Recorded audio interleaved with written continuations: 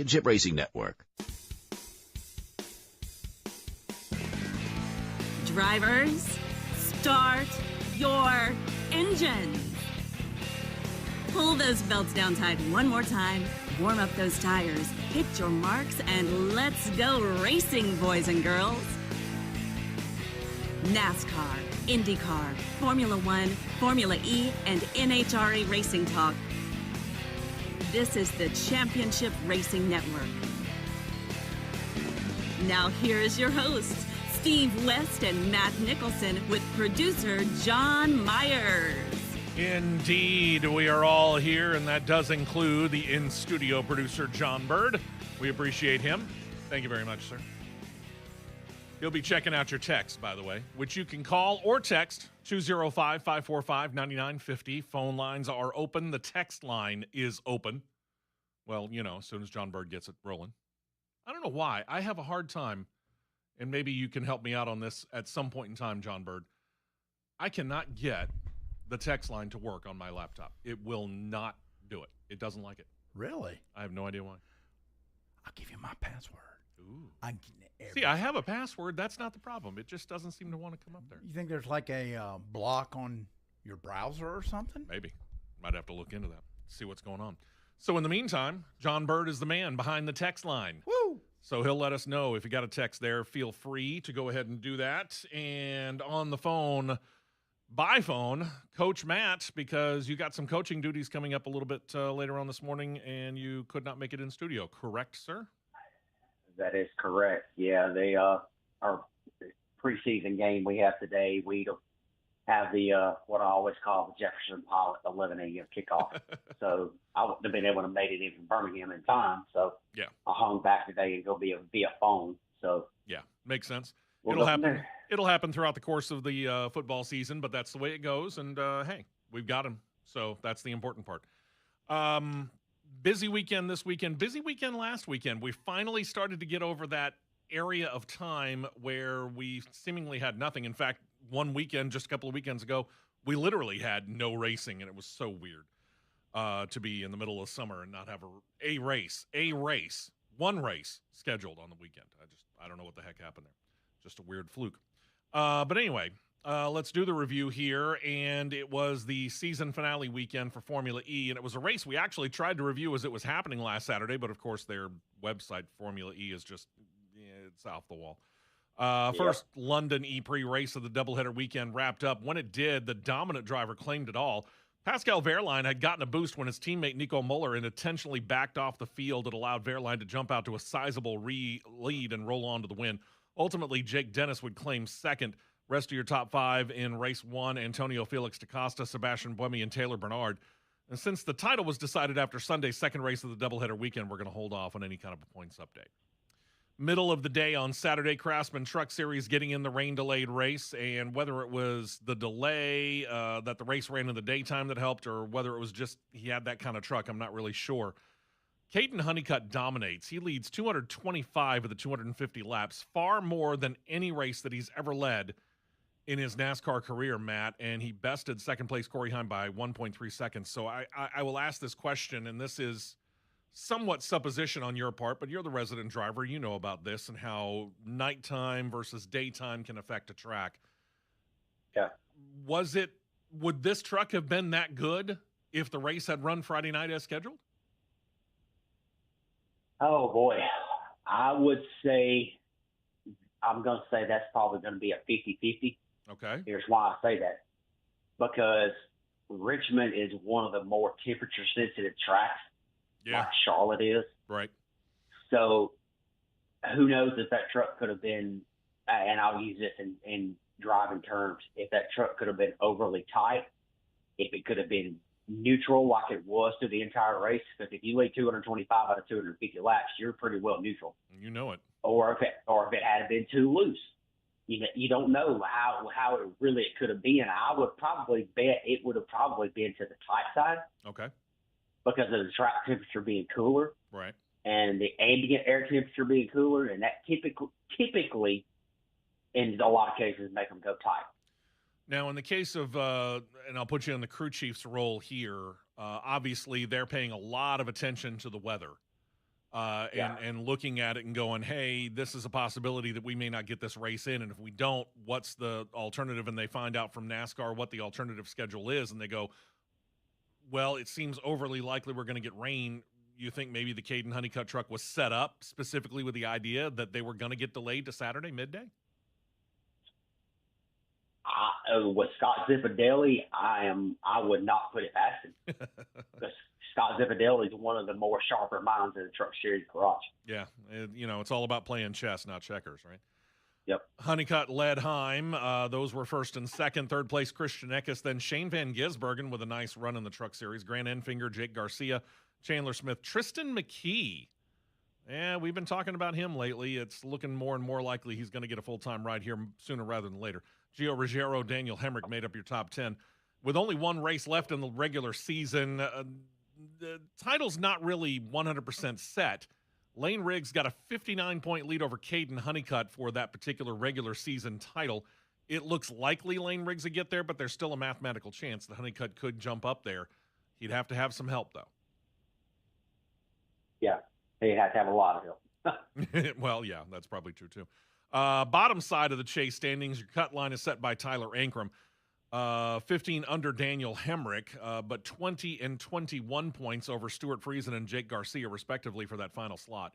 Also alive, even though they need a lot of help to remain in contention for a chase slot, Brendan Queen, Corey Heim, Andres Perez de Lara, and then there's Tanner Gray. Tanner Gray is, number one, last among those who are mathematically eligible, number one, but number two, think about how many people he would have to jump over to get there. You're talking about he needs basically everybody else to have a very bad day. Yeah, as in one of those days where those other ones finish 36th, 35th, 34th, 33rd, he would have to win. Yeah, he'd have to sweep the stages, maybe even get fastest lap and win the race probably to really make it realistically possible in any way, shape, or form. Yep. Not really sure I see that, but hey, it could happen. Hey, we got a picture for this. We don't usually put pictures, so if you happen to be checking us out on one of the many avenues you can, which is CRN Live on YouTube, Producer John's going to put up a picture here for just a moment to show just how close this thing was. And this is the IROC Series race. Middle of the day, Saturday, out west, WeatherTech Raceway, Laguna Seca. It wasn't a long race. It was a 15-minute race on the twisty road course out there at Laguna Seca. And those who saw it live, maybe on the series official YouTube page, you got a great race. I went back and I watched it in retrospect. In the end, came down to a battle between your pole sitter, Jimmy Johnson, and his foe, Kurt Busch. They battled back and forth throughout the race. On the final lap, Johnson was leading, but Busch began to press. Went to the outside of Johnson on the final turn. That's gutsy right there. And coming off the final corner, Busch gets this great exit, barrels down to the start-finish line, and in this drag race, bests Jimmy Johnson by a number that we have seen at Talladega, and we know exactly how close it is because we've laid eyeballs on a margin of 0.002 seconds. 2/1000ths of a second was the difference between Kurt Busch winning and Jimmy Johnson finishing second. Busch, Johnson, first, second. Last year's winner of this race, Tommy Dreese, was third. Bobby Labonte and Scott Borchetta made up the top five. And like I said, there's that picture that's right there on CRN Live on YouTube if you happen to be able to check it out. And you can see exactly how close of a margin that is. Great picture, by the way, coming out of the fine folks from Getty Images for that, by the way. Yeah, that is a really, really, really good shot that they got from Getty right there, no doubt. But we both know that, .002 at Talladega is right there, and we've seen that at Talladega as well. But we know we have seen tighter. Oh, yeah. Yeah, we have. Because this may be hard for John Berger to believe, but my very first race that I was on the P8 at Talladega for the ARCA Menard Series race, the finish had to go down to the 10,000th of a second to figure out who won. It was that tight. We couldn't tell from upstairs in the scoring tower by looking at it. We couldn't tell. We had to go to the actual electronic scoring monitor. We couldn't tell by the eyeball who had crossed the start-finish line. Imagine 40 years ago trying to figure that out. I know. Oh yeah, it was. I think the margin of victory was .0002. Yeah. I mean, it was unreal. That's the kind of fun stuff that you get from racing every once in a while. And I'm glad that IROC is doing this now in competition. They'll be in competition again this weekend. We'll talk about it here in a moment. Still doing the recap. End of the day last Saturday, Richmond Raceway hosting the Cup Series. Evening dominated by two drivers, Joey Logano, Chase Briscoe. Briscoe led 171 of the 400 laps. Logano claimed another 95 of them out in front of the field. But the most important lap, the last one, had Logano ahead of Briscoe. Trailing them, Austin Cindric, Denny Hamlin, Chase Elliott, Kyle Larson, Christopher Bell, Josh Berry, William Byron, and Alex Bowman. With 2 races remaining in the regular season, the top is all but settled. Denny Hamlin's got a 115-point lead over Ryan Blaney, who's the new second-place resident, by the way. Now, again, 2 races, it is possible Ryan Blaney could jump over Denny Hamlin, but I'm not seeing it. I hate to say it, but I'm not. No, I don't either. I don't either. You know, and I know Ryan Blaney is good at Daytona, but let's face it, so is Denny Hamlin. So yeah, I'm not seeing it. That's true. Bottom end of the chase standing, Shane Van Gisbergen sets the mark now. He trails Austin Cindric for 15th by a slim 7 points. Thing about it is, though, when you look at the back of that, what's behind him? Shane Van Gisbergen is maybe not uber comfortable, but he's in a pretty good spot. He's got a 50-point lead over Ryan Preece for that final slot. He's 63 up on Ross Chastain. Do need to remind you, though, there are 2 races left. Potentially, I don't know if anybody could sweep this whole thing, but potentially 152 points are available to one specific driver should they just sweep everything from the race this weekend and at Daytona. I'm going to go out on a limb here and sit here and say the ones that are inside the top 16 now, you're looking at your Chase field. I don't see any changes happening. I'm not sure I see it, but I will say this. This weekend, I'm not as worried about as I would be the wild card that is Daytona. You know, anything can happen at Daytona. We know it. We've seen it. It's just like Talladega. So, you know, I tend to believe that's what I tend to believe right along with you that that's probably the case, but I wouldn't put it in ink just yet. Mm-hmm. I would agree with that. I would say it's in a firm pencil, right? Okay. Maybe be willing to rip the eraser off the other end of it? Yeah, possibly. I got you. Sunday morning season-ending race in Formula E's last season's hotshot rookie got the win for DS Penske. Taylor Bernard, after he started 6th, worked his way up to the front, held on to best the pole sitter Nick DeVries and his Mahindra teammate Eduardo Mortara. Rest of your top 10, Mitch Evans, Sebastian Buemi, Nick Cassidy, Jean-Eric Verne, Joseph Maria Marti, Oliver Rowland, and Norman Nato. And here's the thing. Formula E is just like Formula 1 in the fact that if you're not inside the top 10, you don't claim points. And despite not claiming a top 10 and therefore no points, his win Saturday was enough. Pascal Wehrlein at the top of the points claims his 2nd Formula E championship. That means that only he and Jean-Eric Verne are, and granted it's only, 12 seasons, but in the relatively short history of it, these are the only 2-time champions in the series history to date. Pascal Wehrlein on the season racking up 169 points, gets the title. Best second place Jake Dennis by only 5 points and only 9 points over Mitch Evans. Jaguar claims the team title, 288 points to 271 for Porsche. Mahindra claimed 252 for 3rd. And in the manufacturers battle, Porsche rolls away with the win, tallying 498 points to Jaguar's 400. As far as 3rd and 4th, Stellantis best Mahindra, 292 to 251. Mm-hmm. And then the final race of the weekend happened in Canada, and for the first time, they went to the city of Markham. First-time host had a little bit of trouble getting things settled in time for practice. We talked about that a little bit on last week's show, but the race got in. Came down to 2 old foes who battled in the Formula One feeder series, F1 itself, and now they're battling in IndyCar. Got a feel for Romain Grosjean. He was looking for all the world, like he might finally and rightfully actually claim his first IndyCar career win. And then here comes Marcus Ericsson. And Ericsson and Grosjean, they do have a history. And it's not necessarily a history of them being, and I use the word foes, and I use it carefully. They don't hate each other. It's not like they're looking at each other and going, I can't stand you, can't stand to be in the same room with you. and given the opportunity, I'd wreck you at a moment's notice. No, these guys are just, they respectfully race each other. They do, and it was like you just said, it was a real hard, real respectful, and a very good race.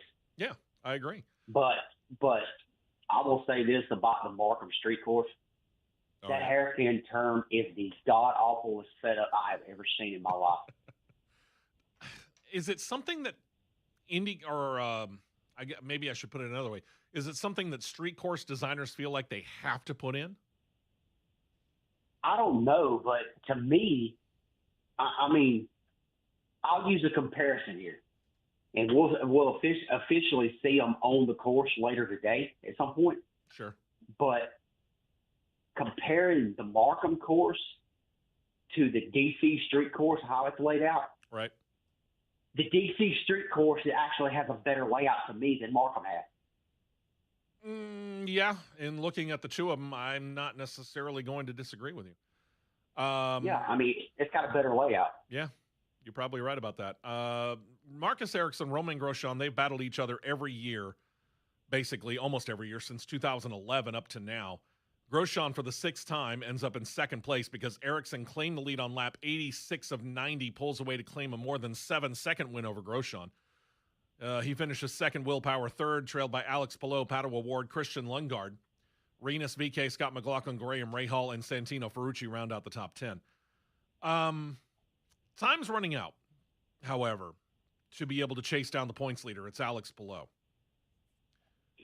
Yeah. Alex Palou. That's game, set, match. Yeah, I think you're right. Alex Palou now holds a lead over Kyle Kirkwood by the score of 542 to 409 points. You want to talk about having to absolutely fall flat on your face for Alex Palou. And I'm sorry, based upon the history of the past couple of years, I ain't seeing it doing it. I ain't seeing that happening. No. That being said, Kyle Kirkwood only 4 points over David Malukas, 409 to 405. Christian Lundgaard's up to 403. Pato Awards holds 385, so there's still a lot of movement that could happen with only 4 races left in the year. Dennis Hauger leading the Rookie of the Year points, 189 to 158 for Kyle Collette. Mick Schumacher in there with 151. And Honda, as they have all season, over Chevrolet in the engine manufacturer standings, now 1225 to 1056. So let's do this, John Bird. Let's take a break. And when we come back, we will get into this weekend's schedule and start to get into the news of the week, which I'm actually, because of the fact that their season is over, and we generally do that, we'll do a basic review and quick news of the week of the series that just ended their season. That means we'll start off with Formula E news. But man, once we get to Formula One, we have a story about Cadillac that might just be really disturbing. We will be right back with more on the Championship Racing Network.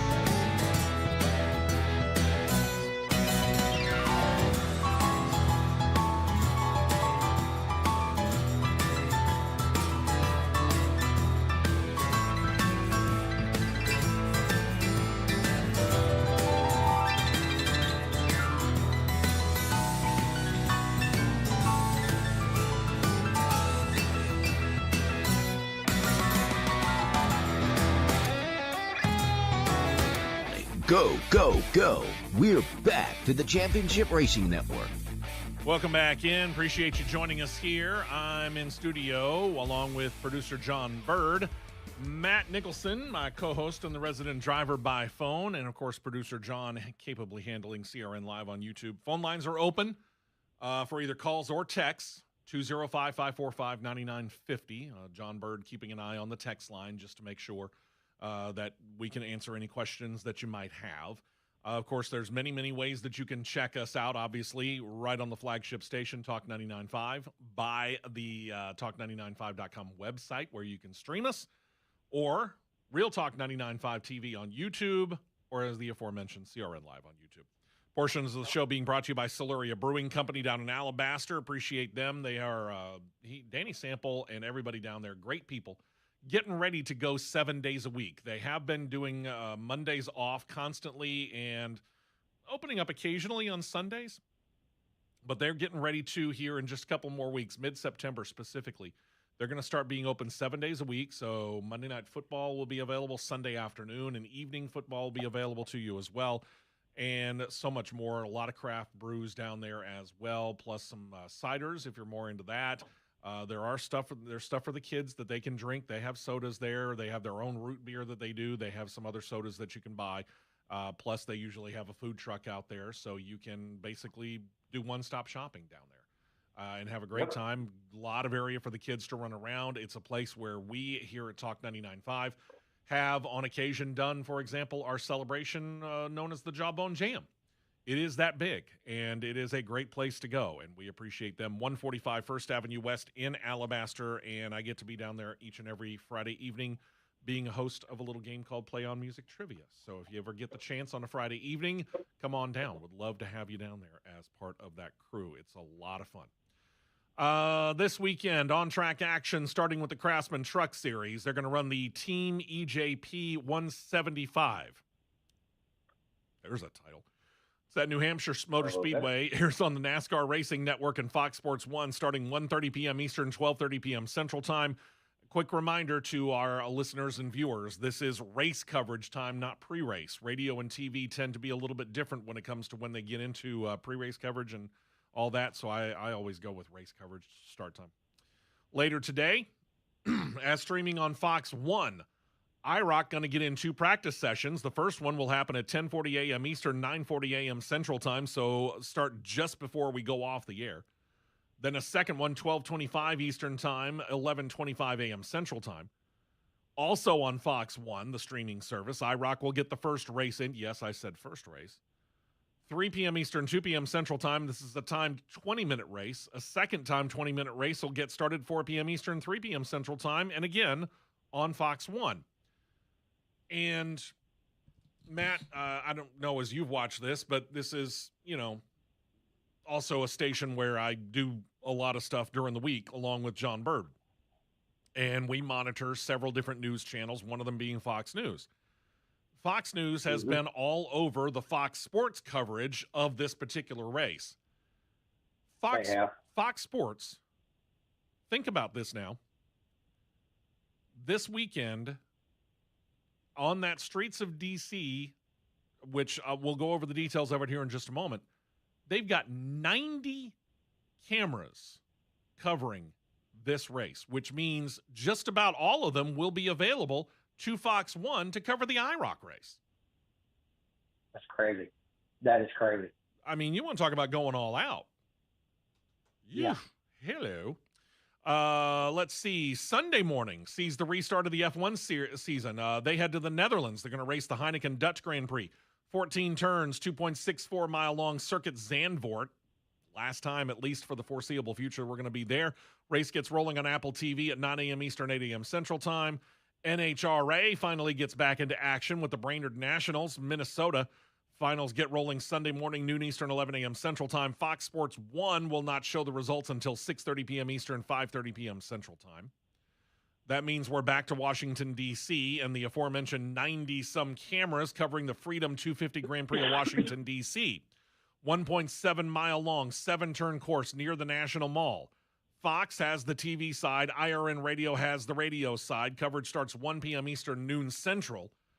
President Donald Trump will take, as he has before, we'll detail this in a little bit more, he will get a chance to be a part of the pre-race ceremonies, and other Washington officials will be part of the post-race ceremonies. You want to talk about going all out, they are really doing this in the manner that they really want to make this such a huge thing for the 250th birthday of this country. Yeah, they have. And, like I've said before, the way they got the course design laid out, you picture it and it kind of looks like the state of Alabama laying on its side. Right. So, describing it for the listeners and describing it for John Bird, turn one, you're starting basically in Muscle Shoals and you're racing down to Mobile. Turn 2 to turn 3, you're going from Mobile to Gulf Shores. Turn 3 to turn 4, you're going from Gulf Shores back up to Atmore. Turn 4 to turn 5, you're going over from Atmore to Dothan. Turn 5 to turn 6, you're going from Dothan up to Gadsden, and Gadsden over to about Fort Payne or Scottsboro for turn 7, and then you're turning back going to Muscle Shoals. I know. It's so cool. They really did a very nice job with this. I got to give them a lot of credit for this. I mean, they really have done a nice job with it. It's neat, things that I've seen on social media from the competitors that they've done the track walk and seen everything that they're really raving about it. Yeah.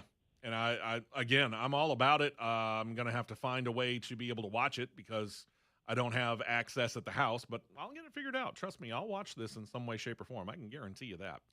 And the final race of the weekend is going to be for the Cup Series Anchor Leg. It's the Dollar Tree.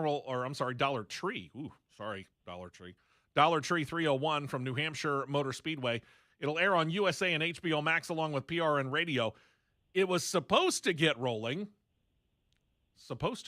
at 3 p.m. Eastern, 2 p.m. Central Time. But weather concerns have caused them to work with the network, and they have moved it up an hour.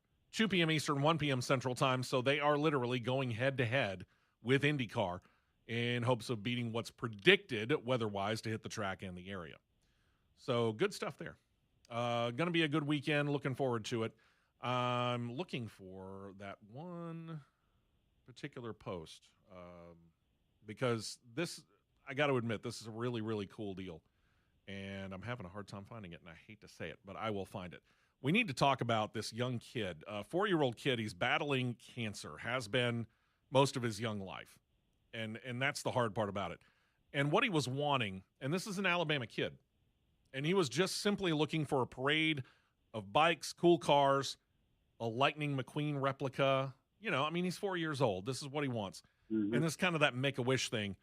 And it was really, really a cool situation where we were going to talk about it in depth this weekend. Turns out somebody did indeed have a Lightning McQueen replica and heard about this and said, yes, I'll be there. So this parade is a go. And if you are interested in finding out more about it, it's set to come up, next week, the 29th. So as soon as I find out and get all those details, I'll make sure to pass them along to you because get out there and support this kid. A 4-year-old battling cancer really for almost all of his 4 years. Jeez, Yeah. Gosh, you feel for the kid. So yeah, I'll probably during the next break, I'll get all the details and come out of the next break and talk about it a lot more. But the fact that the word got out that the parade is on, number one, that they found a replica Lightning McQueen as the kid really wanted to see. That's fantastic. I think around the Birmingham area, if I'm not mistaken, or somewhere nearby, there's a replica of that car that is a Ford Mustang. I've seen it. Yeah. I hope so. Gosh, I hope so. Me personally, I kind of like to see it. Okay, here we go. I found it.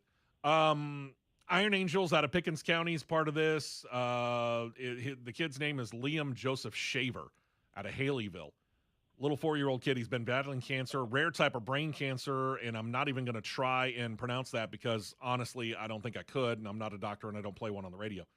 He's been through several rounds of chemo, radiation. He's had surgeries, but unfortunately he's been placed in foster care, but he loves cars of all kind, loves Lightning McQueen. There is a Lightning McQueen coming, and if you have a fire truck, police car, big truck, motorcycle, etc., they're hoping to be able to do this near the Seymour Durbin Recreation Park in Double Springs. And again, this is going to be happening next weekend, next Saturday, the 29th. Staging will start at 2, and the parade itself will start at 3. Yep. There you go. Those are the details. So if you happen to be in or near Double Springs, or you happen to be willing to take a motorcycle or some really, really cool car, or maybe an emergency vehicle that you happen to have, and, hey, if you happen to be, around the area and an actual jurisdiction and be willing to take part, this is right up your alley, folks. Do it. Would love to do it. Addie's Place, and again, Iron Angels, great stuff. So, yeah, really, really cool stuff. Really, really cool stuff. Love it. All right, let's do a wrap-up here on Formula E before we take a break here. Now that the Formula E season is over, the moving begins. We detailed some of the things that are happening already, but let's add in some of the other stuff that's going on, okay? Max Gunther's leaving DS Penske. He confirmed that after the racing was done in London. Gunther thus ends his second stint now with Penske. It started as a reserve driver in Season 4, moved to full-time in the 5th year of the series. That lasted 1 year before he switched over to BMW Andretti. Remember when BMW raced in the Formula E? Yeah. Claimed 2 wins before he moved to Nissan in Season 7, Maserati for Seasons 9 and 10, and then this past season returned to Penske, the Series 11th. Should be noted he has not announced a retirement, and with his record, he probably will get some phone calls about an empty seat or two. So next season will start in December. I'm sorry, you said what? Yeah, well, yeah. I'm sure he'll get, a few calls here or there. Let's see. One of those seats, by the way, is at Nissan. Norman Nato told the team he's going to leave after a 2-year run. In a statement, he noted he has, quote, really enjoyed my time in Formula E. It's goodbye for now, but I hope to see everyone soon. Says he'll move on to another chapter in his career. To me, that means, he basically came over from sports cars, German DTM series, things like that. He may go back to that. He may go to the World Endurance Championship Series where he's done some running over there, but he's not done racing. He says he's just done in Formula E. All right. All righty then. Hey, it's good to know that you got those opportunities, Based upon the season finale where the team rules were in play and the drivers admitted as such afterward, Formula E officials are looking into their rules regarding proper sporting regulation and how to either enforce what's on the books or make the rules a bit stronger before that 2026-27 season gets underway. Cooper Kiro driver Dan Ticktum admitted to slowing down during qualifying in order to assist his friend Pascal Wehrlein to claim the pole. And it did allow him to go on and get that pole. Cooper Kiro and Porsche are aligned because Cooper Kiro is a Porsche customer. Both Porsche drivers, as noted in the race recap, locked out the front row. Wehrlein's teammate gummed up the rest of the field, let Wehrlein go on and claim an unbeatable margin in that first race of the weekend, and boom, he goes on, and with the help of, some other things on Sunday, he does end up winning his championship. We've heard about team rules, but we have also heard that, this is a sanctioning body situation from Formula One to NASCAR to IndyCar where they start to look at collusion, for lack of a better term like this, and think, maybe we need to stop this. Formula E does have rules about it, the main one being what they call Appendix M, covers, in their words, manipulation of competition, which says, in part, quote, any concerted instruction or agreement between competitors entered under the same manufacturer, read Porsche, Cooper Kiro, that interferes with race action or is intended to influence the result of a race is prohibited. Any competitor, manufacturer, and or driver involved may be subject to disciplinary measures and or sporting penalties in accordance with the applicable FIA regulations. Now, here's what the series officials say to that. They say they will still allow team orders. So, example, if you and I are on a team and John Bird happens to be the team principal and he feels like I'm leading in a race, but Matt's got a better chance at claiming a championship, John Bird could order me to allow you to pass so you could get more points. They will still allow that, but coordination between two or more teams, whether they have the same manufacturer or not, they say is now no longer going to be tolerated. Well, and this has always been my opinion, period. In motorsports overall, I don't care if it's I don't care if you've got a team at F1, all the way. I use F1 starting out because it's the top motorsports series of the world because they race on so many continents. All the way down to, I'm going to say, the Mazda MX-5 Cup Series, the smaller that runs around the nation. Yeah. Okay. Right. Anything that involves team orders needs to go. Let the racers race. Racer, when you put the helmet on, you latch up the 5-point harness and you hit the switch to start that car. In all reality, you have no friends. Yeah. Well, we'll see whether this actually has any teeth or not. Again, they didn't do anything about it. They're not going to do anything retroactively about it at this point in time. So what we saw last weekend stands. Pascal Wehrlein, whether you like it or not, he's your 2025-26 season champion, and that's the way it stands. Jake Dennis doesn't like it, but so it goes. They'll deal with that rivalry next year on the track. In the meantime, we turn our attention here because dominoes are starting to fall big time in NASCAR in silly season. We'll deal with that next. Stay right here for more on the Championship Racing Network.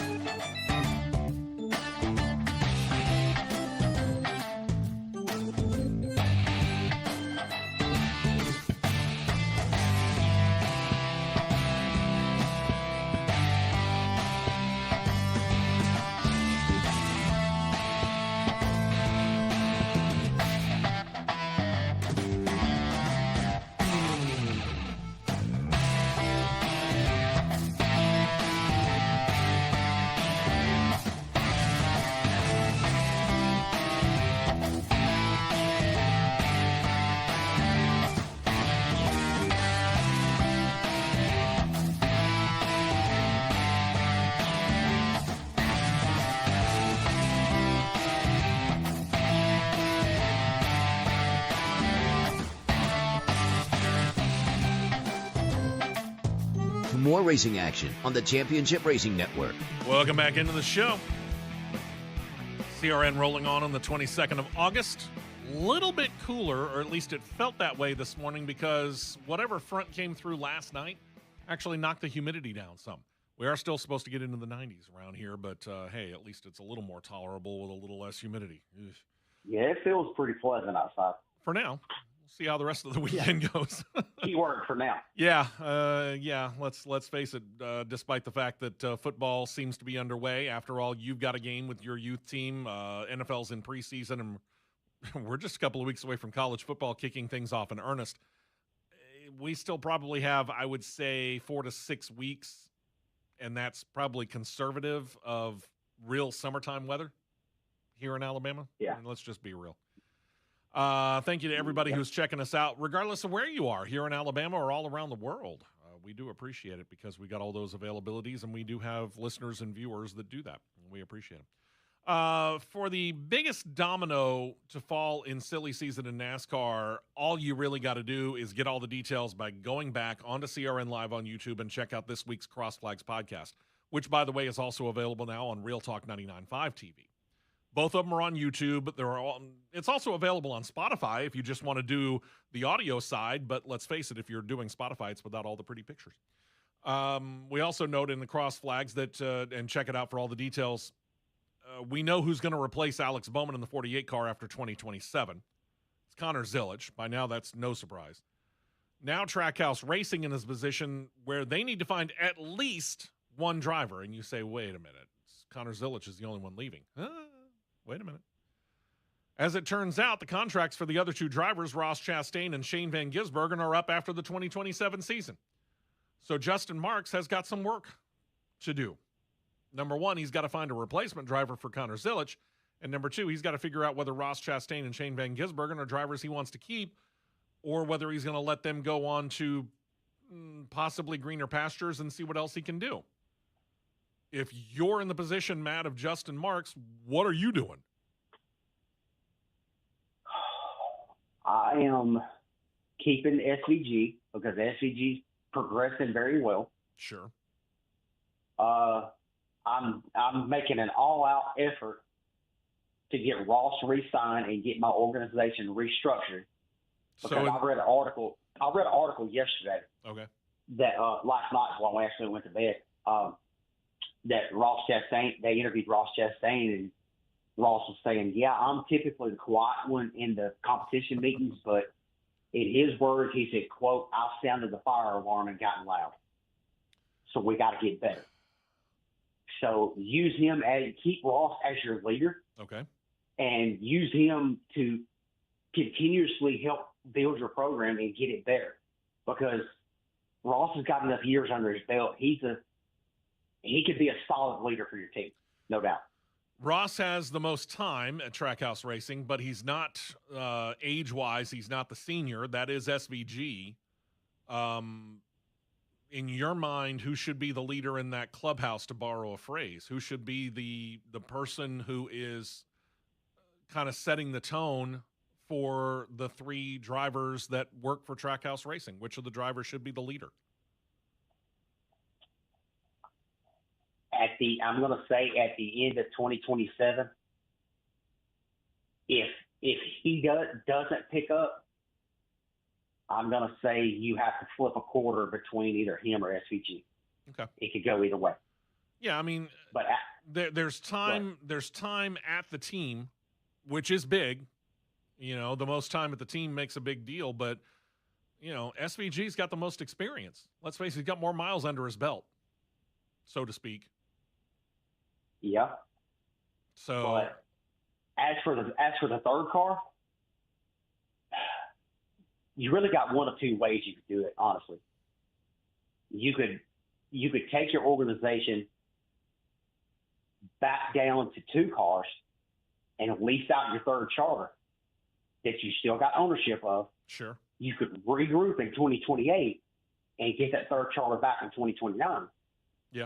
Or if you're going to fill that seat, I think you work out something.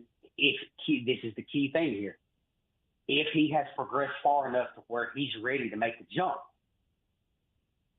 I'm going to say it this way. There's one or two people I could think you could probably put in that car. If they have progressed far enough, because both of them have an equal amount of wins in O'Reilly Series right now. Okay. You work out a deal. You either get on borrow kind of in a similar way that Brett Moffitt's been done in the past, like Chris Bush has been done in the past, borrowed by another team but still under contract with the main team. I say you go after either Corey Day or Carson Quapple. Yeah, and right now there is no seat at Hendrick Motorsports' Cup team for him to be able to do it.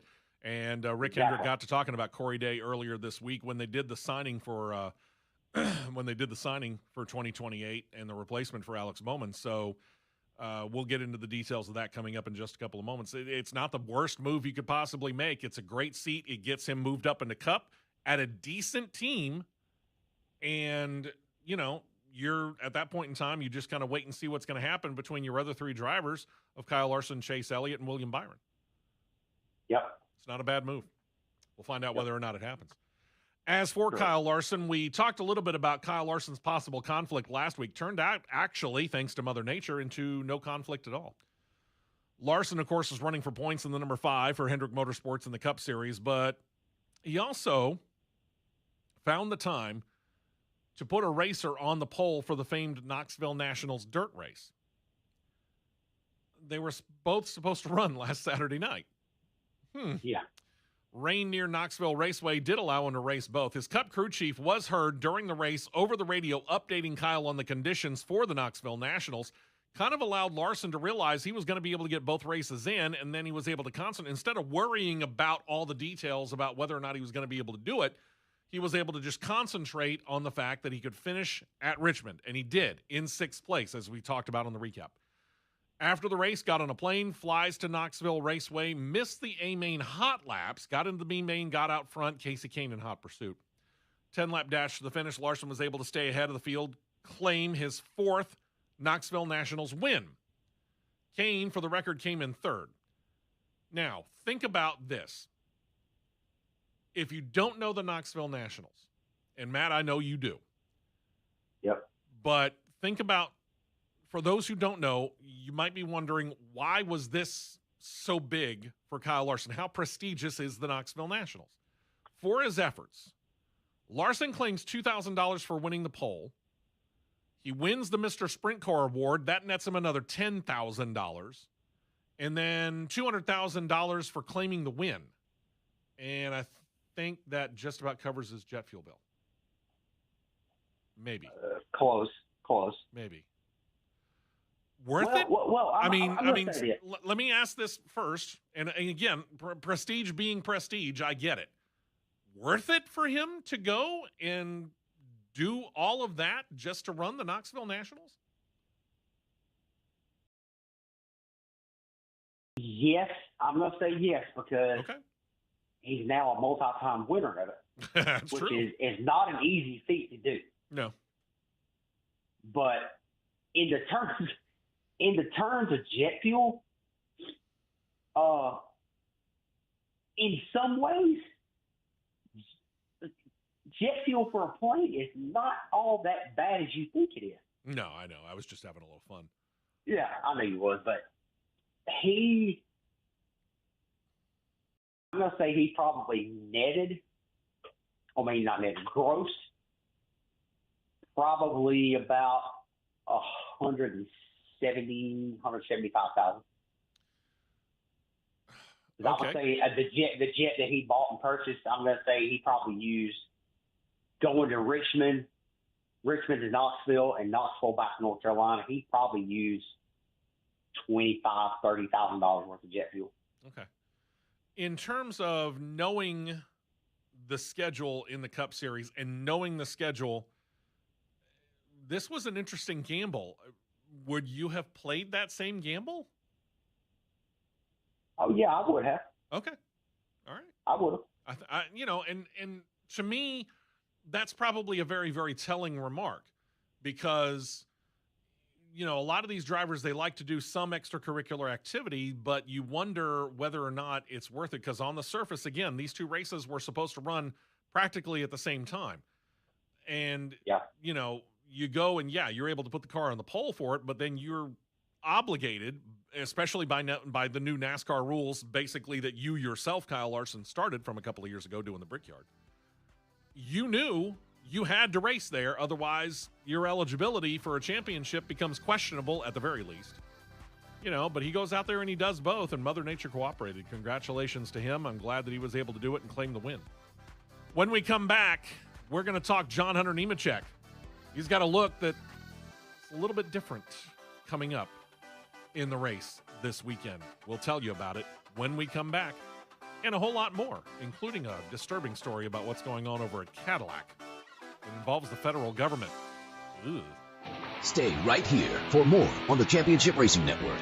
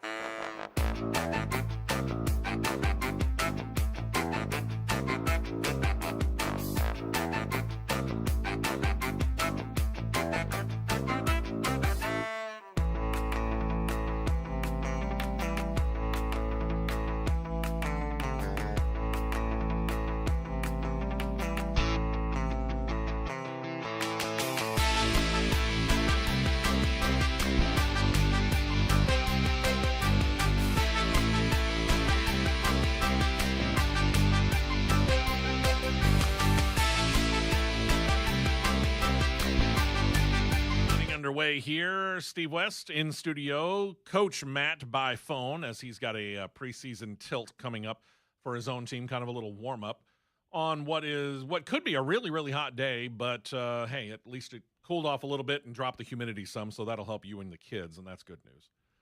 No doubt. John Bird in studio here at the flagship station, and producer John on CRN Live on YouTube. The gang is all here. First things first, want to thank the fine folks over at Cat and Bird Winery for being such great partners of ours here. They have been ever since the very, very beginning. I'll say that first and foremost. So that's the big part of it.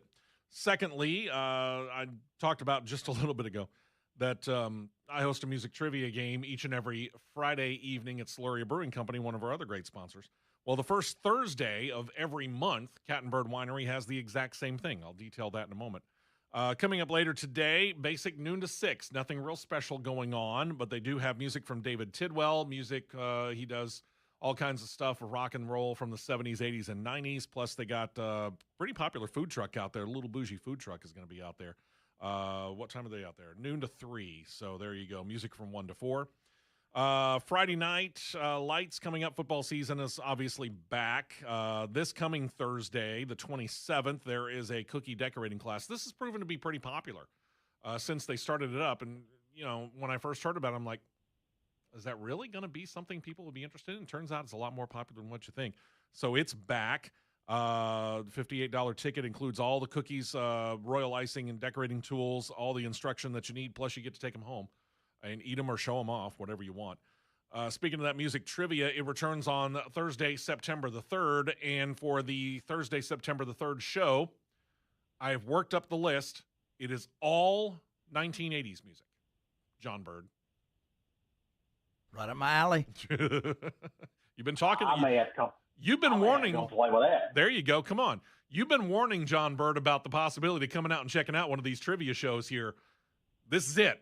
I'm laying it right. This is like the red carpet for you, brother. Okay, but since I'm associated with CRN Racing, you join a team. I can't do anything about it. Okay, so it's not a conflict of interest when I win. No. Okay. No, I will introduce you to some people, and we'll see what kind of a team. How many times can you win in a row? You win as many times as you want, man. I'm playing Bird as my team captain. Tell you what, you and Matt make up a team, and let's see how you do against some of these other teams that are out there. Let's do it, brother. Love it. So that's coming up September the 3rd, plus there's all kinds of more great stuff coming up. So be keeping tuned here. I'll tell you all about it. But again, Cat and Bird Winery located 11661 Old Highway 280 in Chelsea. I got some stuff that I got to do up here once we get done off the air, but I'm planning on being down there 1-ish or so, spend a couple hours over there. You know, chance for actually me to see my wife. She works there. Had somebody Depends on how this game goes for me. Yeah, I understand. About a month ago or so, had a listener said, oh, his wife works there. She went down there before they even opened and said, I need to see Karen. That's funny as heck. So thank you very much. Appreciate it, and appreciate you supporting the great sponsors that help make this show continue on a week-to-week basis. We got one more coming here, and I believe we should get all the I's dotted and T's crossed, and maybe by next week. Maybe by next week. It's going to be good stuff. Can't wait for it. She's a good one. All right.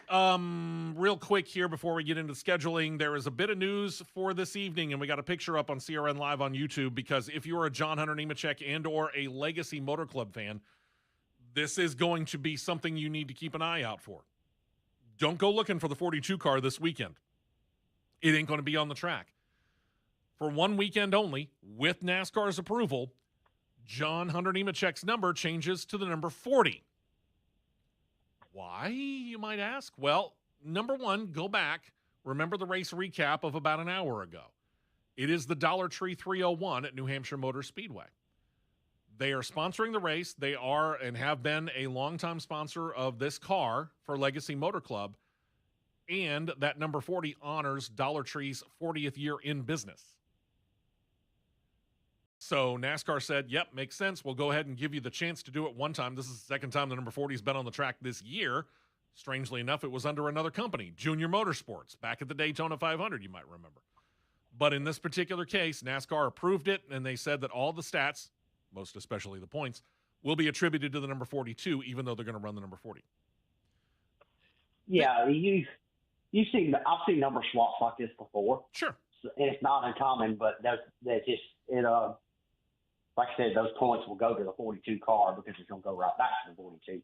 It's just temporary stuff. And there is something to be said for NASCAR's willingness to let something like this happen, because they could be real sticklers when it comes to this and go, okay, yeah, you can use the 40, but all the points and everything are going to be attributed to the 40.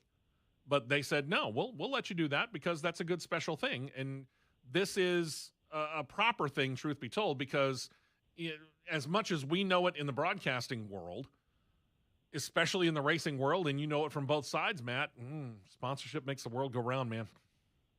That does. Gotta keep them sponsors happy. All right, let's talk more about the 2027 schedule, which just continues to come out piecemeal.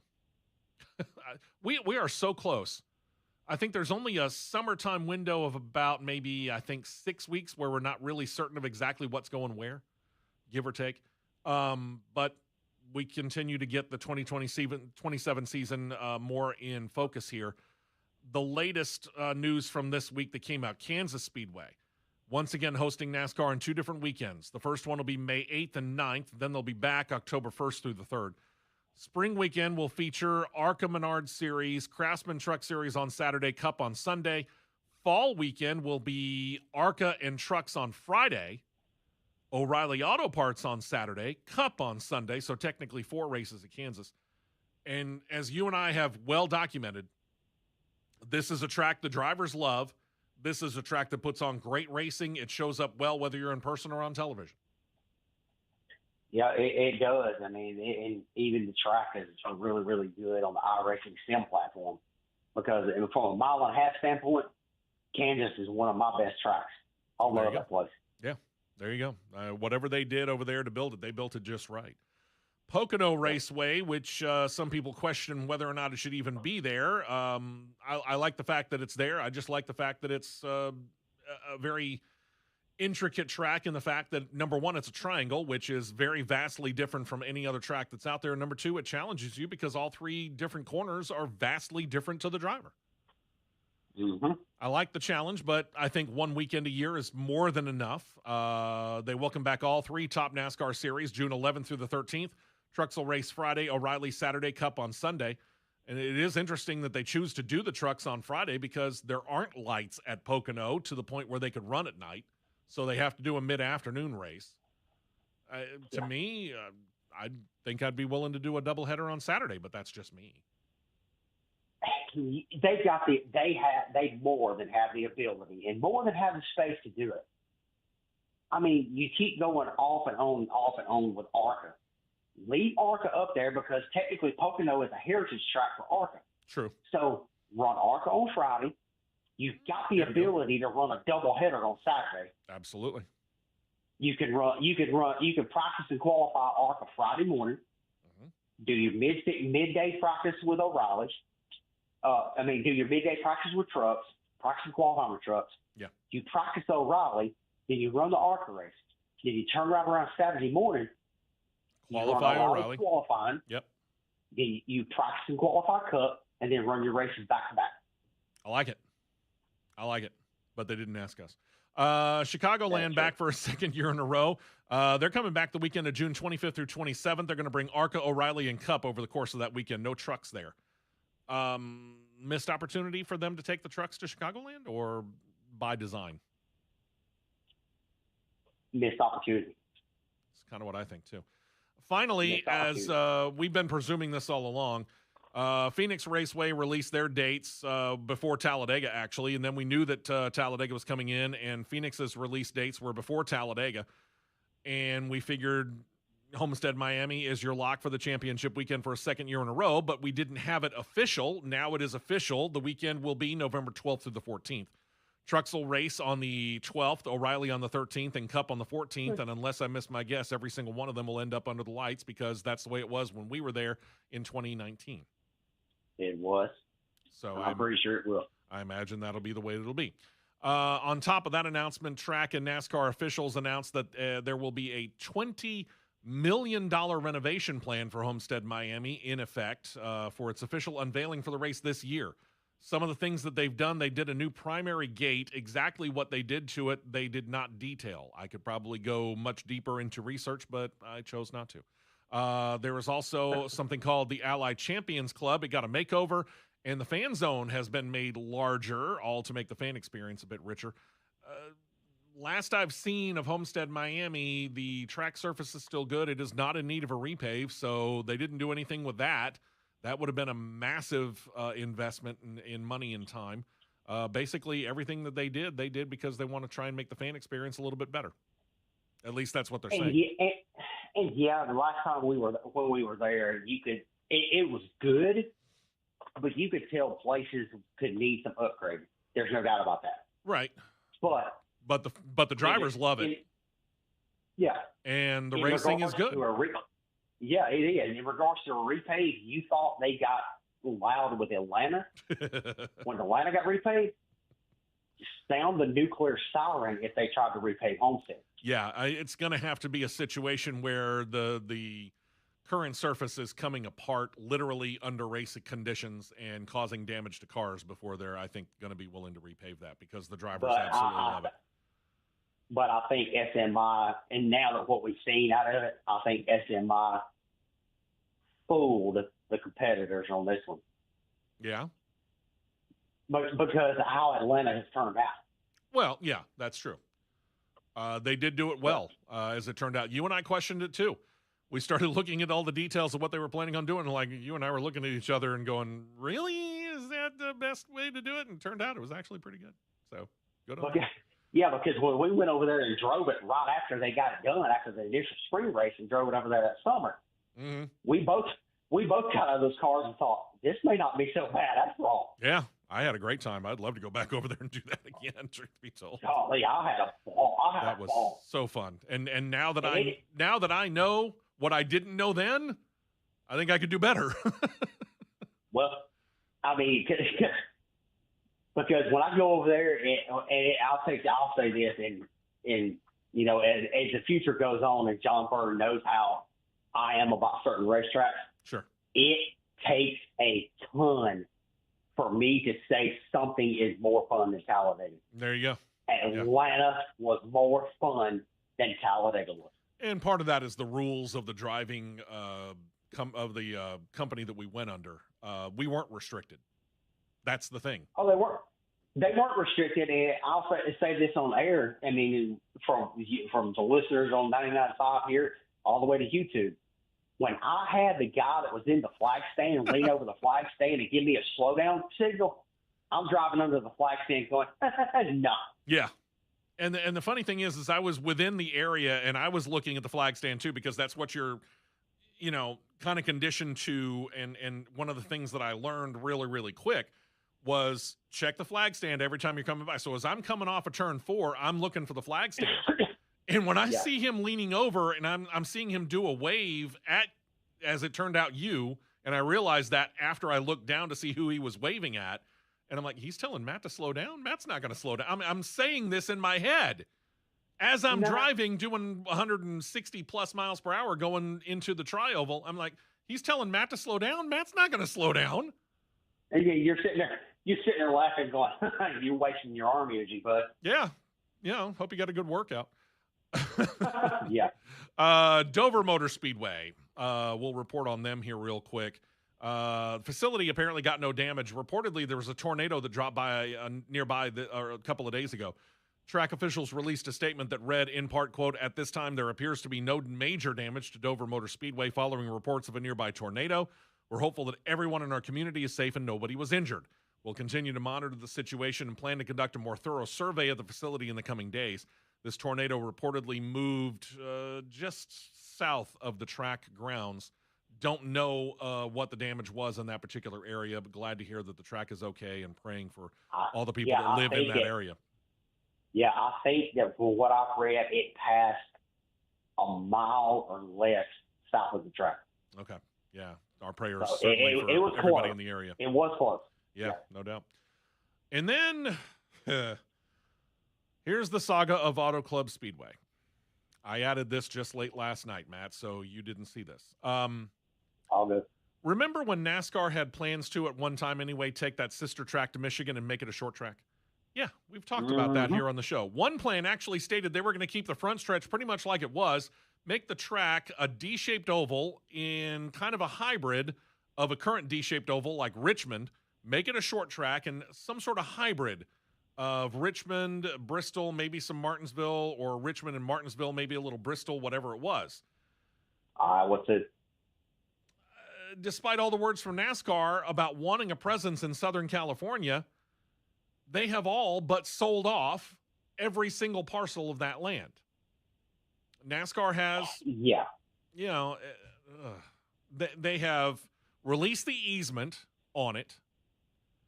From what and this is more clarification. They haven't sold everything, according to Bob Pockris, but They got the easement released on it, which means they can keep debris sitting there with the watchful eye of the California Environmental Management Agency, or whatever the heck they call it,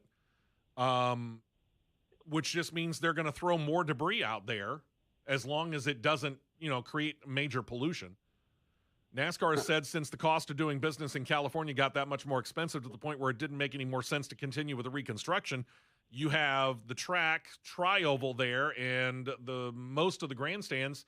Otherwise, that place is in a shambles, and it looks like a tornado did go through there. Unfortunately, it does. And if they're getting those easements for debris, that tells me stuff's about to come down. Yeah. So, it does look like, for all intents and purposes, despite all the work and all the talk about them saying we need a presence in Southern California, and you had one, you're basically just punting on it. That you have. So if that's the case, I know where a really, really, really, really good place for that giant scoring tower can go. You and me both. You and me still both. Standing there. Yeah, indeed. That track is still there, and it should go. Let's see. A couple of other bits of news here. Authorities in North Carolina have announced the arrest in the burglary of the former Cup driver Greg Biffle after he and his family had perished in a plane crash. Iredell County, North Carolina Sheriff Darren Campbell talked to media this week. They reported they have arrested a 44-year-old by the name of Terrell Williams, who lives in Georgia. They've charged him with several felony counts. This includes second-degree burglary, safecracking, money laundering, and more. Sheriff Campbell noted that Williams was in jail in Cobb County, Georgia, on suspicion of a burglary there. And upon Georgia authorities beginning their investigation, they found several items that belonged to the Biffle family. That led to a joint investigation that included the North Carolina authorities. In the process of the investigation, several items were recovered, including NASCAR memorabilia, a radio frequency detector. And you say, is that Biffle? No, that's not Biffle's. That actually is what authorities feel Williams was using to determine the location of the security cameras in the Biffle house so that he could avoid them.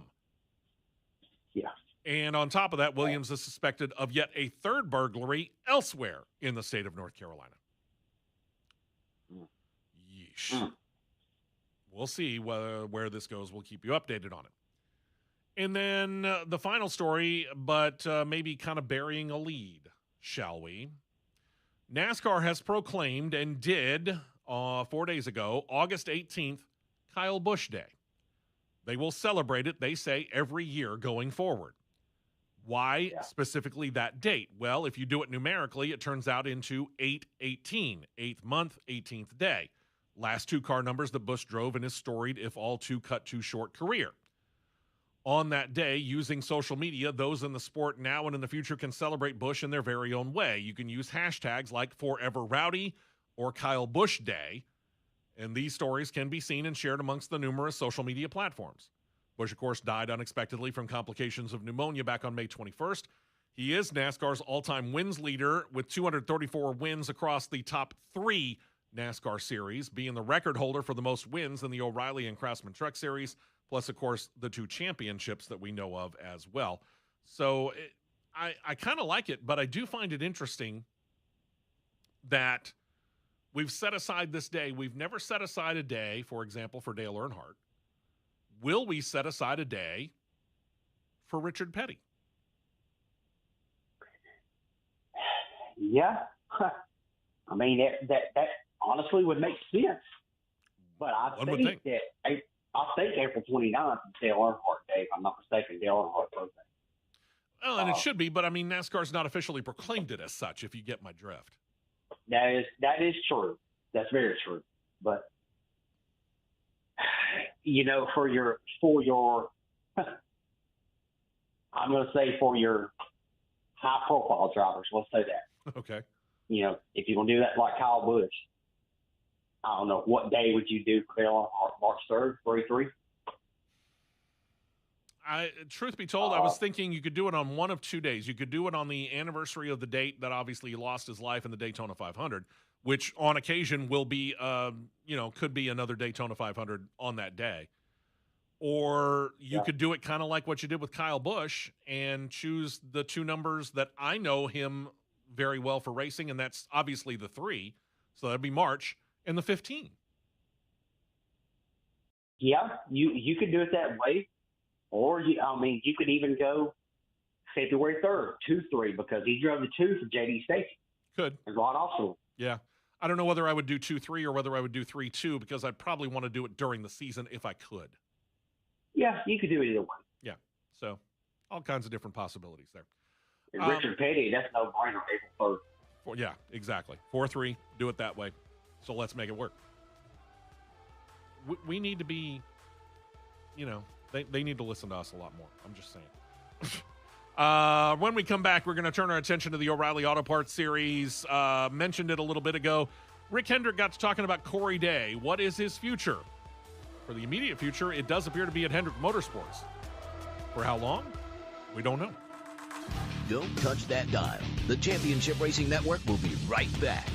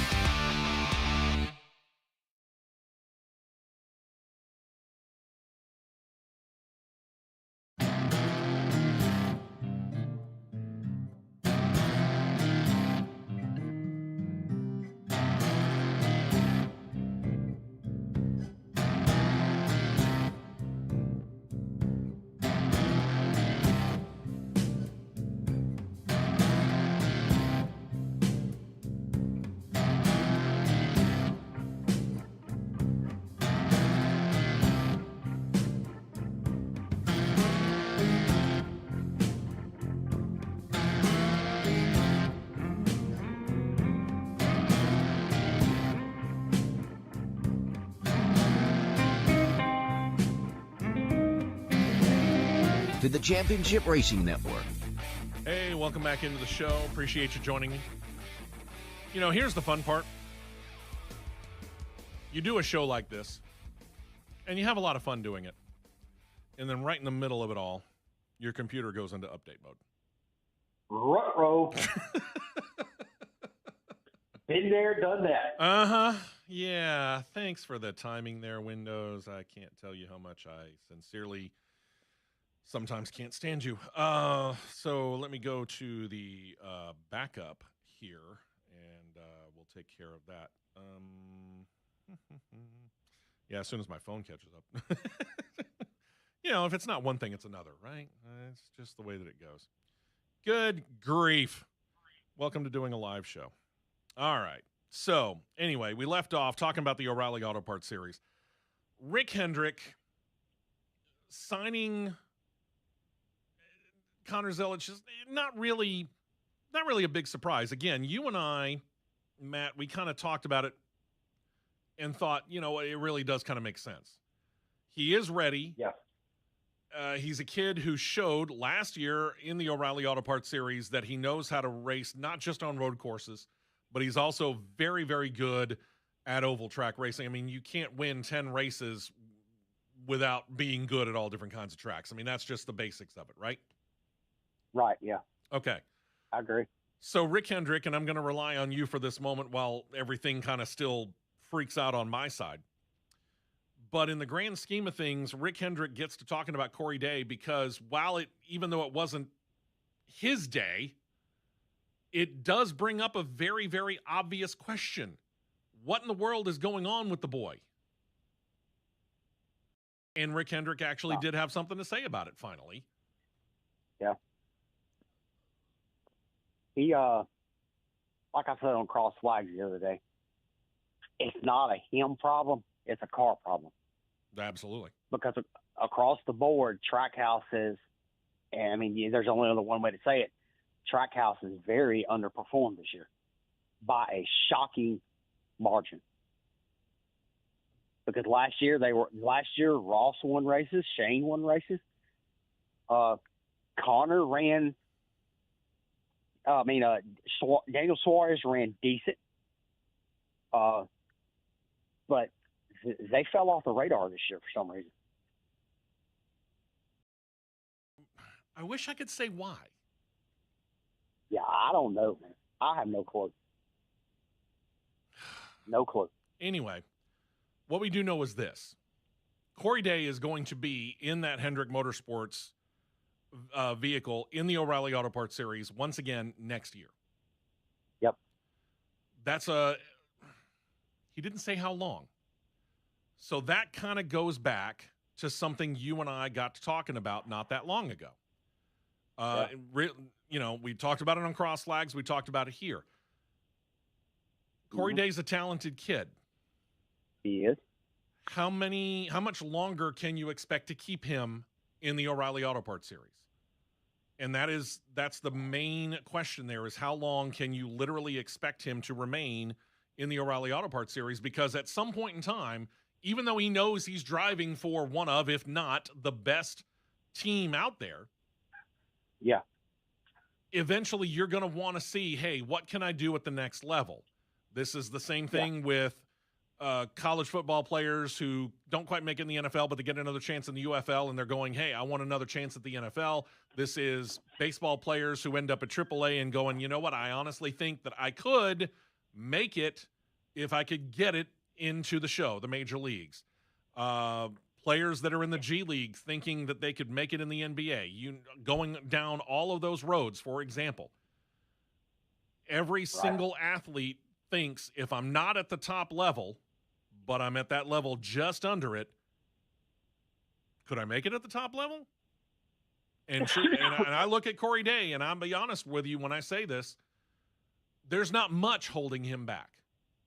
I think he's still a little inexperienced.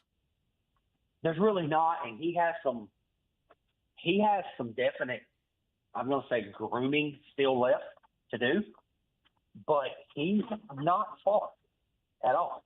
Okay. At all. So we'll see. Again, I like the kid. I do. I don't know much about him, but from what I've seen and from what I've heard, I like the kid. Yeah. I certainly wish nothing but the best for him. Yeah, for sure. But again, you got to ask the question, what's the next level and when does that next level happen? True. But like I said earlier, if he keeps on the path that he's on and he keeps progressing like he's doing, I think he will be ready for one by 2028. Okay. All right. I firmly think he would be. All right. Let's hope so. All right. Craftsman Truck Series would be next, but again, I'm dealing with technical problems, so I don't have anything in front of me. Yeah. So, my apologies on that. I'm going to go to what I do know. Let's flip ahead here to Formula One here for a moment. And I'm calling an audible on producer John, and I apologize, but it's something I've got to do. Oh, looks like I might have some life. Let's see where we go. In Formula One, silly season kind of took effect. Williams not having a good year. Williams having an arguably very, very bad year, as it turns out.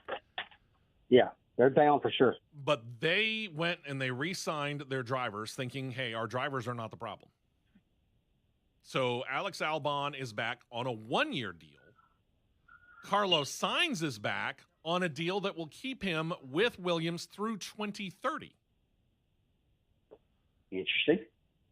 It is interesting that they chose to do it that way. Yeah. But that's the way that they did it. So, okay, your call, boys and girls. I don't mind it necessarily. I don't think it's the worst thing on the planet. But at the same point in time, it is curious because Albon's been there a lot longer. He has. I don't know why they're doing it.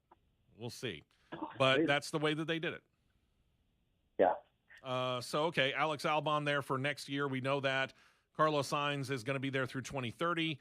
But again, like we said, very underperforming. They're 9th in the standings heading into this weekend with 11 points. They're 10 behind a stagnant Haas F1, speaking of needing some help. Yeah. But the difference between last year and this year, 10th in the points this year, they finished 5th in the Constructors' Cup last year. They built up 137 points, 2 podium finishes on the season, both of them by Sainz. Right now, they've only racked up 10 points. Ugh, ouch. That's not good. So we'll keep an eye on that and see what that happens. Max Verstappen is back, and this finally, maybe, will end some of the speculation that's out there.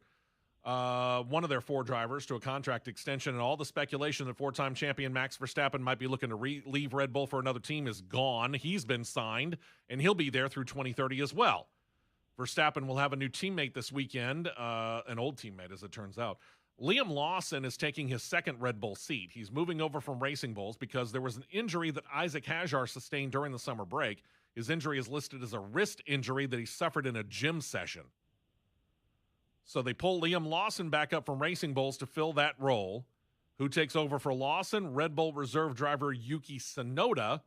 Yuki Tsunoda has reportedly been knocking on some doors and placing some phone calls because he might be interested in doing full-time racing and feeling that it can't be in Formula One. Next year, he might be hoping for an Indycar seat. Yeah, I've seen that too and heard that as well. So some interesting stuff going on there. We'll keep an eye on that and find out how that all goes and turns out. I did get my computer back up, so I have the rundown back. Yay. Let's go back to the Craftsman Truck Series here for just a moment. Sorry, producer John. I know I'm jumping all over the place. It's on me and my technology. NASCAR's going back to Canada, but only for the Craftsman Truck Series next year. 2027 schedule continues to come out again on track-specific announcements. For the first time in a few years, Truck Series is going back to Canadian Tire Motorsports Park. That'll be on September the 5th. That is Labor Day weekend next year. So we know that they're not going to be part of the Darlington. They're not going to be part of the Darlington run, which I kind of get that. But yeah, they're going to go up to Canada. This will be the first time the series has raced at Canadian Tire Motorsports Park since 2019. They decided not to travel across the border after stupid COVID shut the world down. Before that, however, the Truck Series raced there annually from 2013 to 2019. Generally shared the weekend with the NASCAR Canada Series. I don't know whether that's the case again next year. I haven't fleshed out that full weekend. I wouldn't be surprised if it was. Yeah. And the 2 NASCAR series use the long version of the course, the 10-turn, 2.45-mile long edition. It can be shortened for other series that race at the facility. It also has an oval track there. The course is quick. There are long, sweeping curves where the drivers really can stay on the throttle a whole lot more. Does have some interesting changes in elevation. Makes the track quite challenging. So really, really cool that they're back. So glad to hear it. Glad to see it.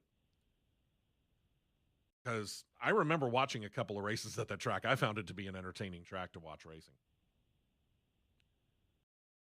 Let's see. Where do we go next? All right, here we go.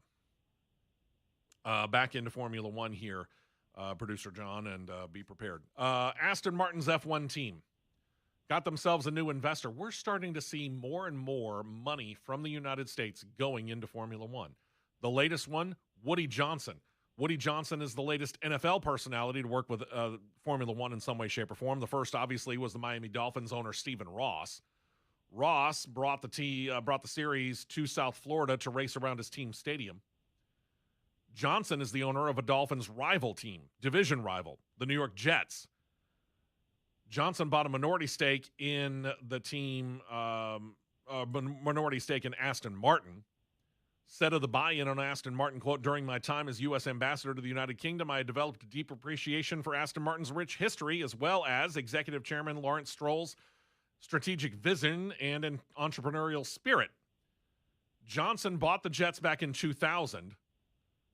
He hasn't done much with them. Of course, I'm a Patriots fan, and so is Matt, so that doesn't really bother us. Then just last year, bought a 43% stake in the English Premier League team Crystal Palace. Now adds to his sports portfolio, again, an Aston Martin minority stake. His role with the team, not all that big. He's going to focus on the commercial side of the organization, hoping to bring new partners in. So basically, he's in the advertising world. But well, if these NFL owners would worry about their teams instead of F1, they maybe would be better. But that being said, if he wants to ignore his New York Jets, you and I being Patriots fans, it's not the worst thing in the world. The same thing with the Dolphins. Yeah, by all means, feel free. Ignore your team. Then there's the world of Cadillac. Oh, boy. John Bird, let's go ahead and take our final break here. It's going to take us a few minutes to go through this particular process. There is a soap opera developing over at TWG Motorsports. And this soap opera specifically involves the CEO, Mark Walter. Seems he's under investigation by the feds. How does that affect TWG? We'll dive into it when we get back. Final break of this edition of CRN. Thank you very much for sticking with us through all the technical problems. We will be right back with more on the Championship Racing Network.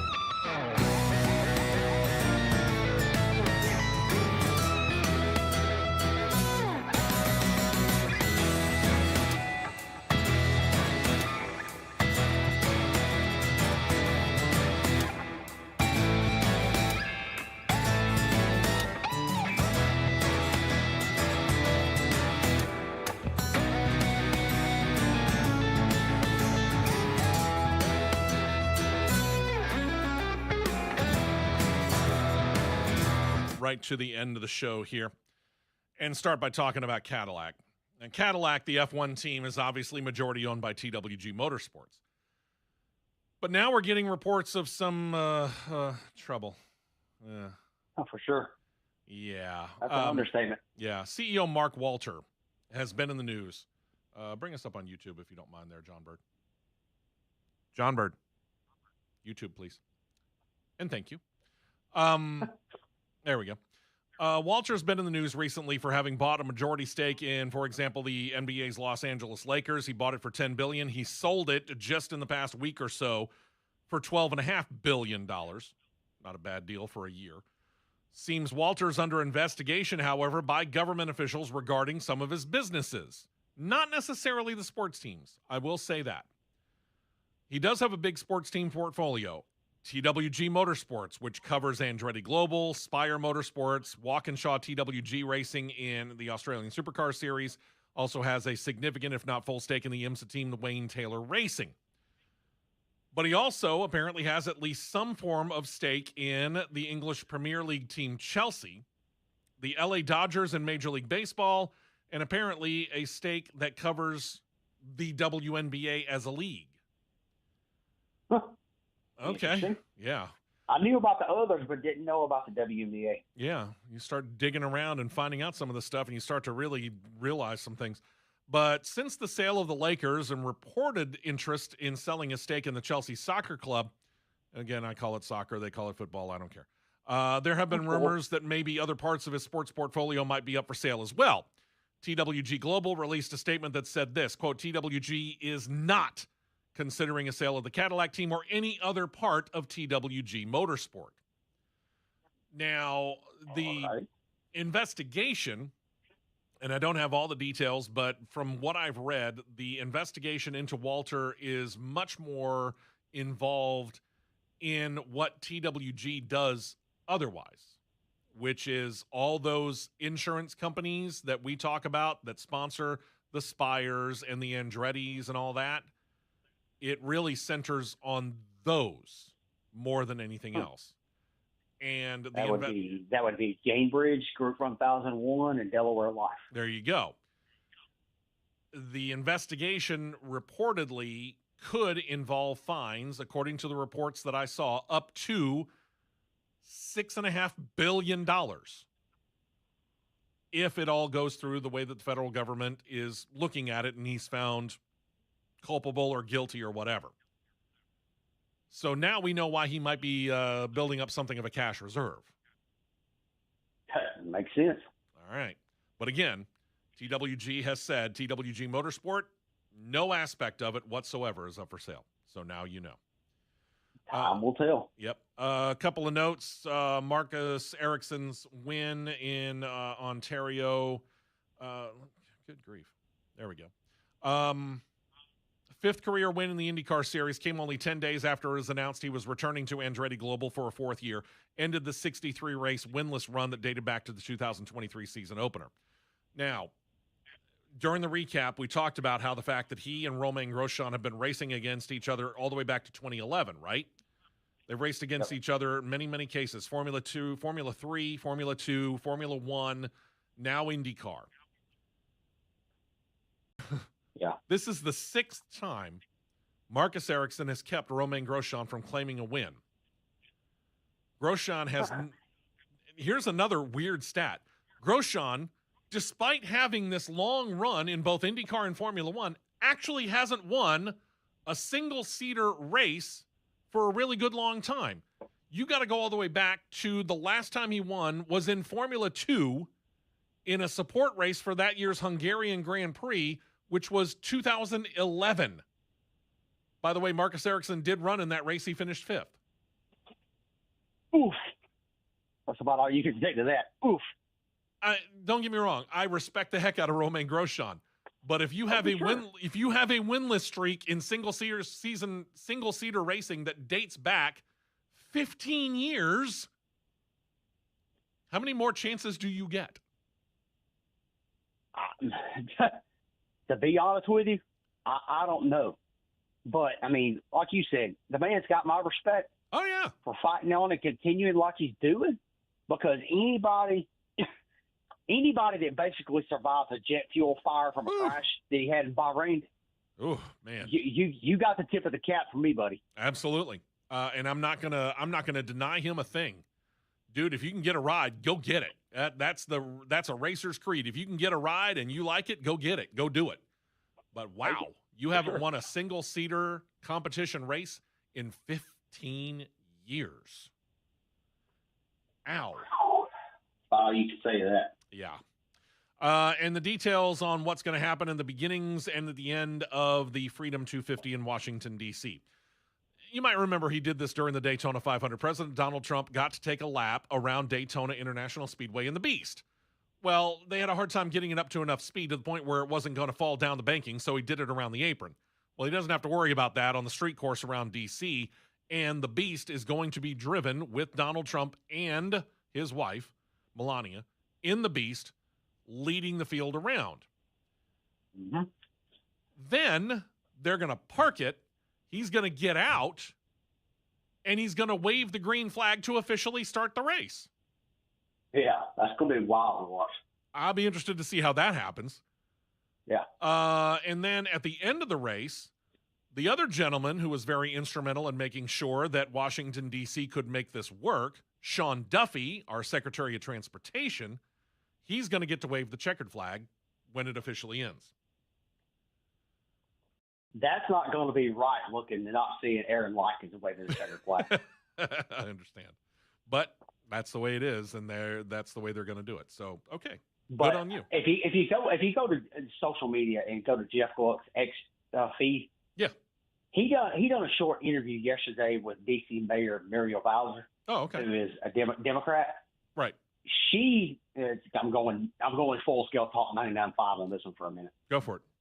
She gave a pretty classy interview to Jeff talking about the race, how it benefits D.C., how it's going to put D.C. on the national level, more than what it already is, Okay. by holding a sports event in town.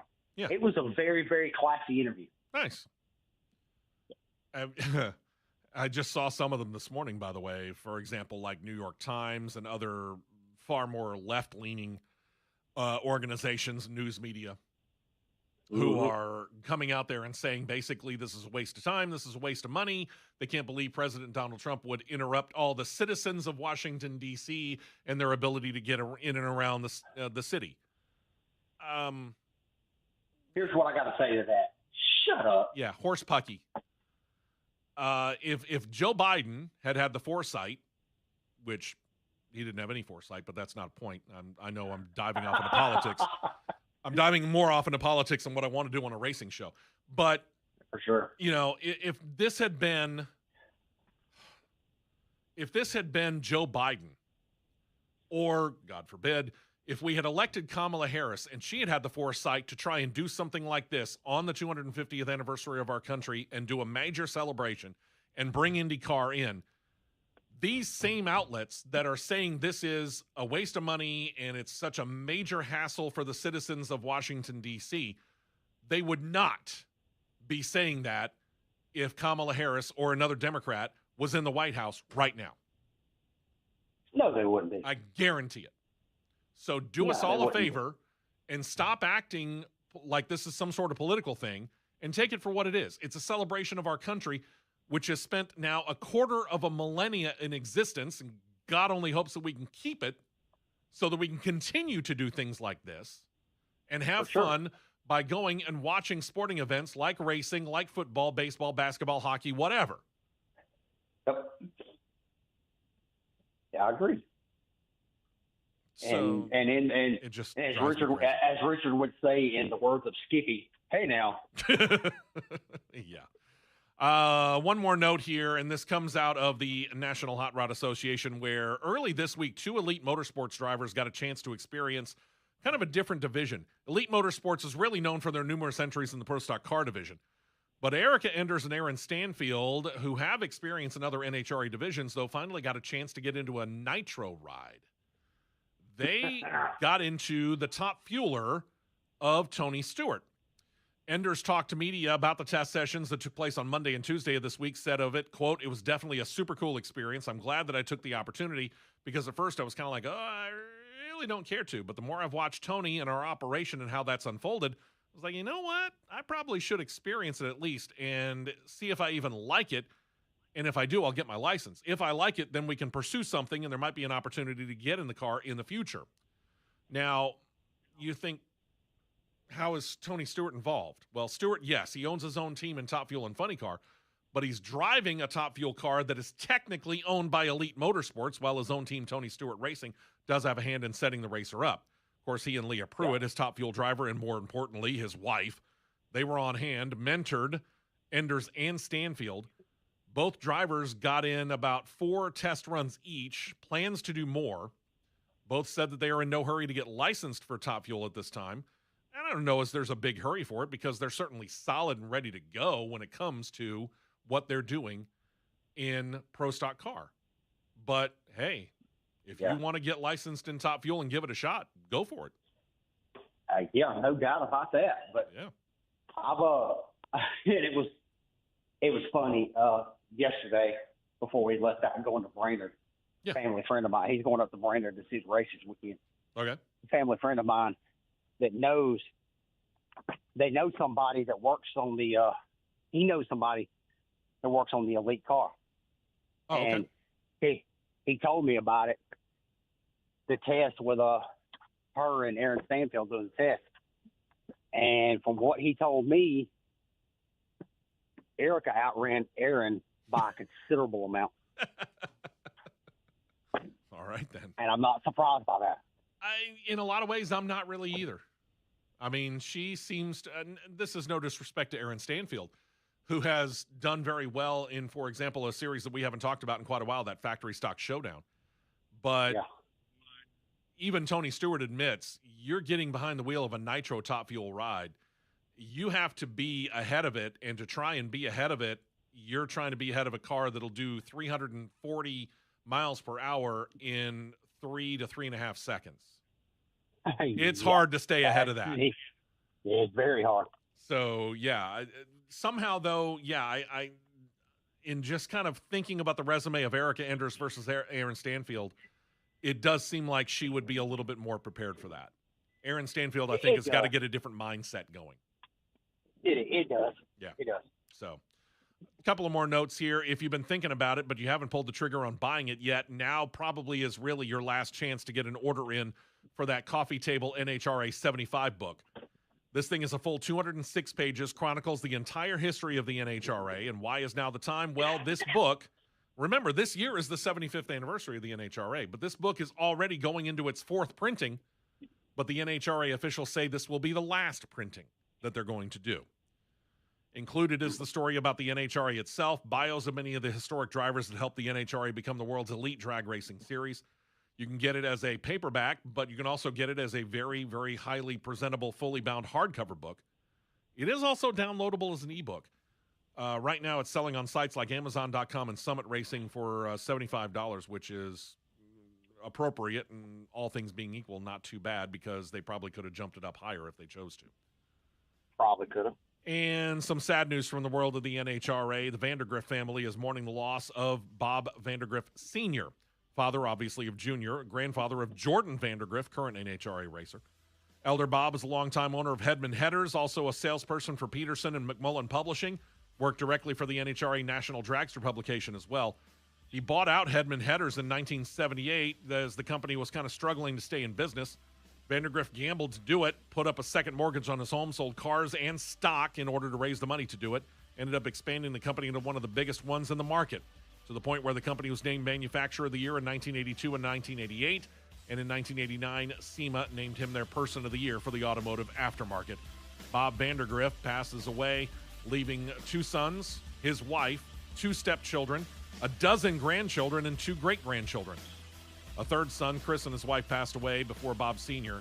Passed away on Wednesday. Bob Vandergriff Sr., 84 years old, but the company continues, and SEMA certainly says thank you, as does the NHRA. And we send out our thoughts and our prayers to him. Matt? I want to tee off on Franklin Moore's truck team for just a second. I'm not sure you got the time there, brother. Well, I'll take it next week because they done probably arguably one of the stupidest moves I've ever seen in a series in my life this weekend in Hampshire with a driver's swap. There you go. Matt, ready to tee off. That's a preview of next week. Cross Flags coming up on Tuesday. This has been a presentation of the Championship Racing Network.